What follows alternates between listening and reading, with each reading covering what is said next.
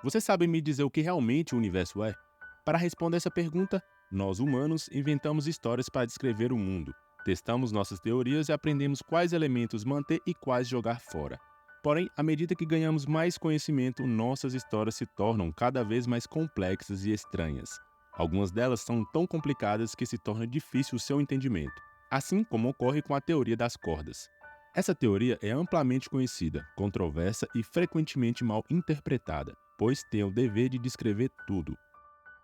Assim te faço outra pergunta: por que chegamos a ela e devemos considerar correta, ou é apenas uma ideia que devemos jogar fora? Olá, sou o Samuel, o seu anfitrião. Seja bem-vindo a mais um vídeo do Ciência Narrada. Hoje você vai aprender sobre a teoria das cordas. Nosso universo é composto por diferentes tipos de partículas. Essas partículas incluem elétrons, quarks e neutrinos, entre outras. Elas se movem no universo e interagem entre si. Por exemplo, a força eletromagnética é mediada pelo fóton. Todas essas partículas estão no modelo padrão, que é a nossa teoria mais precisa do mundo quântico atualmente. O modelo padrão consiste em duas categorias principais de partículas: férmions, que são principalmente responsáveis pela matéria, tudo que você pode tocar, e bósons, que descrevem principalmente as interações entre as partículas, que seriam as forças fundamentais da natureza. Igual eu mencionei antes, os fótons carregam a força eletromagnética, os bósons Z e W carregam a força nuclear fraca e os gluons a força nuclear forte. À primeira vista, pode-se pensar que o modelo padrão é a teoria final, que descreve tudo de maneira completa. No entanto, você deve ter notado que faltou uma força fundamental, pois são quatro forças. Infelizmente, existe uma interação que não é levada em conta por este modelo: a gravidade. Em uma escala macro, como o universo, temos a descrição da gravidade pela relatividade geral. Segundo essa teoria, os objetos curvam o espaço-tempo, exercendo atração sobre outros objetos. Assim como outras interações, espera-se que a curvatura do espaço-tempo seja composta por partículas quânticas chamadas gravitons, que representariam os quanta dessa curvatura. Agora você me pergunta, o que é um quanta? Um quanta é a menor unidade discreta de energia que pode ser emitida ou absorvida por um sistema físico. Em outras palavras, é a quantidade mínima de energia que uma partícula ou um campo pode ter.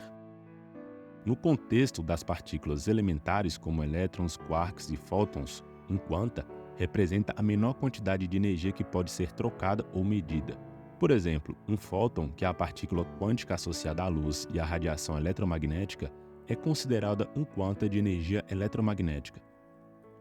Entretanto, quando tentamos incorporar o graviton ao modelo padrão, os cálculos resultam em valores infinitos e absurdos que não podem ser eliminados. Isso indica que não podemos descrever a gravidade na escala quântica utilizando apenas o modelo padrão. Para resolver esse problema, os físicos têm buscado novas teorias há mais de meio século. Uma das abordagens mais promissoras é a teoria das cordas. Mas, caso não saiba, não existe somente uma única teoria das cordas. Ao longo do tempo, os físicos propuseram versões da mesma teoria. A primeira delas é a teoria das cordas dos bósons. Ela propõe que os bósons não são partículas fundamentais como a física quântica pensa. Eles são filamentos vibrantes, semelhantes a cordas, que existem em uma variedade de dimensões além das três espaciais e uma temporal que conhecemos. Vamos simplificar o conceito dessa teoria. No nosso modelo comum de física, partículas são como bolinhas de gude minúsculas sem dimensões. Cada bolinha tem propriedades diferentes para explicar os diferentes tipos de partículas que existem. Agora, na teoria das cordas, essa ideia é alterada. Em vez de bolinhas de gude, imagine minúsculos pedaços de barbante, às vezes abertos, às vezes fechados neles mesmos. Esses barbantes podem esticar e vibrar, como as cordas de um violão. Cada modo de vibração, como diferentes notas em um violão, representam diferentes partículas no nosso mundo. Imagine jogar uma bolinha de gude, um elétron no nosso caso, em um alvo. A bolinha pode chegar de diversas formas no alvo e não temos como prever com precisão onde ela vai parar. Na física quântica é assim que funciona. Podemos apenas prever a chance de onde a bolinha vai parar. O objetivo da física é exatamente determinar essa chance. Para calcular essa chance, temos que considerar todos os caminhos possíveis que a bolinha pode seguir até o alvo. Por exemplo, ela pode quicar numa parede e depois seguir em frente, ou quicar em 2 paredes ou 3, e assim por diante. Quando adicionamos todos esses cenários, obtemos a chance que queremos. Na teoria das cordas, a ideia é a mesma, mas lembre-se, as partículas não são bolinhas, são como barbantes. Um ponto traça uma linha no tempo, mas um barbante traça uma superfície. E para descrever a evolução dessas cordas de forma probabilística, como na física quântica, consideramos todas as formas possíveis que a corda pode se desenrolar no tempo. Ela pode seguir um caminho específico, vibrar de uma certa forma, mas também pode se dividir, como se estivesse emitindo uma partícula, ou se juntar novamente, como se estivesse absorvendo a partícula, formando uma superfície com um buraco. Ao somar todas as superfícies possíveis, a teoria das cordas automaticamente inclui as interações, que é a primeira parte do modelo padrão. Isso nos ajuda a evitar problemas matemáticos complicados. Mas ainda temos alguns problemas com essa teoria. Primeiro, todas as cordas, entre aspas, agem como bósons, como partículas de luz, os fótons. No nosso mundo, existem outros tipos de partículas, como os elétrons, que essa teoria ainda não prevê. Segundo, uma das partículas previstas pela teoria é o que os cientistas chamam de táquion, uma partícula hipotética cuja velocidade excede a velocidade da luz, o que causa alguns problemas matemáticos. Finalmente, o terceiro problema. Vivemos num universo com 4 dimensões, 3 de espaço e 1 de tempo, mas essa teoria parece funcionar melhor num universo com 26 dimensões. Aqui, a teoria das cordas dos bósons ainda precisa superar esses problemas para descrever melhor o nosso universo. Para resolver esses problemas, temos que dar um passo a mais com nossa teoria. Queremos incluir partículas como os elétrons no nosso modelo. A ideia é adicionar um componente que os cientistas chamam de spin às nossas cordas. Eles são como uma receita matemática que já usamos para descrever partículas como os elétrons. Adicionando spin às cordas, conseguimos resolver 2 problemas de uma vez. A teoria agora pode explicar partículas como os elétrons e não prevê mais a existência da problemática partícula táquion. Essa versão aprimorada da teoria é chamada de teoria das supercordas e também prevê a existência dos gravitons. Além disso, depois de adicionarmos o spin, nossa teoria mostra um equilíbrio entre as partículas de luz, os fótons e partículas como os elétrons. De alguma forma, prevê que haveria a mesma quantidade de cada tipo de partícula. Isso é chamado de supersimetria. E o terceiro problema?